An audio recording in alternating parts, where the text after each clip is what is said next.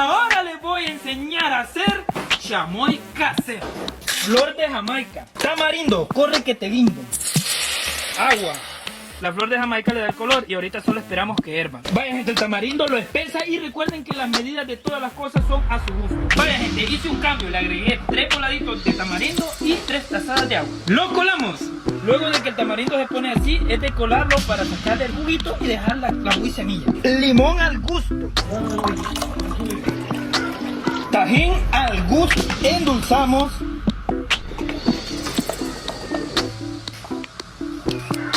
Y lo probamos.